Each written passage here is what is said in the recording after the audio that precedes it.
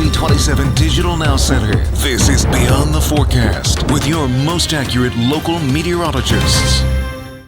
Hello everyone, this is meteorologist Dan Tomaso checking in with an afternoon update. And obviously, today is the day where we're still dealing with the aftermath of the snow from yesterday. And a lot of that aftermath now is more just dealing with the cold weather, kind of encasing all this snow and sleet in place, and that's making for a harder cleanup as it's harder to move. But also the winds are causing some drifting, especially over open areas like open fields and secondary roadways. So that is certainly something you have to watch for today. The sun is actually probably going to help a little bit. It's compacting everything, but also there is some melting taking place, even with temperatures in the 20s. Again, it doesn't take a whole lot as we see that sunshine out in full bore really for parts of Harrisburg and Gettysburg, York. Some lingering clouds over western areas, not as much sun there over the ridges and valleys, but we'll continue to track that. In the meantime, unfortunately, with the flow out of the northwest, we are going to see a continual arrival of cold air over the next couple of days, and that's going to reinforce the chill. Today may be the warmest day of the work week. Temperatures in the low 20s.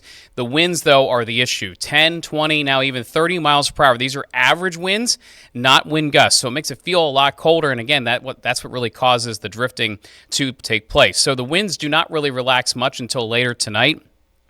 At that point, they'll be closer to 10 miles per hour on average. But until then, 10, 20, even 30 miles per hour at times. It feels more like the teens to single digits outside, and there's more cold air coming on the backside of the storm, as I mentioned. So there's plenty of cold air to go around over the next couple of days, but here's the good news. It's cold and dry air, so we don't expect any additional areas of snow, at least of any significance, other than a passing snow shower. So we're quiet in that regard through tomorrow and even into Wednesday. Again, could there be a passing snow shower? Absolutely, but in terms of accumulating snow, we are done for now. Here's a look at those winds again through tomorrow. We will still see winds in the neighborhood of 10 miles per hour by tomorrow morning. It will make it feel like it's at zero or even 10, 20 below at times. I do expect some cold weather delays heading into tomorrow morning. Now, the rest of Tuesday, we start to see things calm down a little, and then also relatively calm heading into Wednesday, all things considered, compared to today.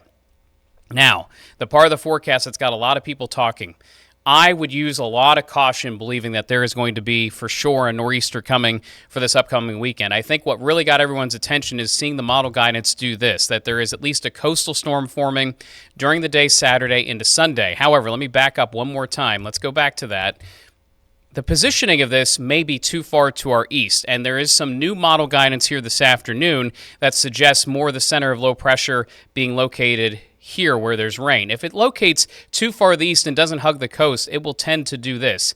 It will clip New England with snow for sure and some wind, but we don't see much in the way of impacts. I do think that's a more likely solution right now, and part of the reason why is the Arctic area of high pressure that's over us will help to kind of steer this storm generation more to our east. So again, I would use a lot of caution believing that there is for sure going to be a nor'easter this upcoming weekend.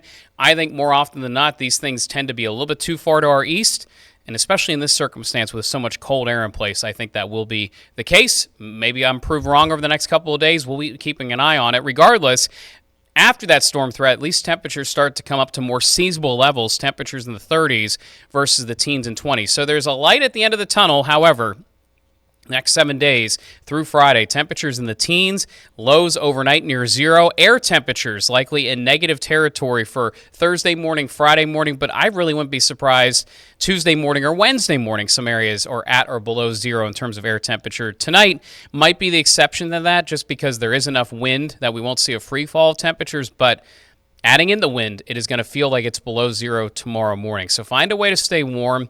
Also take this seriously. Do not spend a ton of time outdoors. Even if you're shoveling and cleaning up, make sure you have your hats, your gloves, all the common sense things in this cold weather. So again, we will keep track of any potential weekend threat. For now, I would table it. I don't think it's a serious threat to us here locally in central Pennsylvania, but if we see any changes, we'll be sure to let you know. Thanks for watching, everyone, and be safe.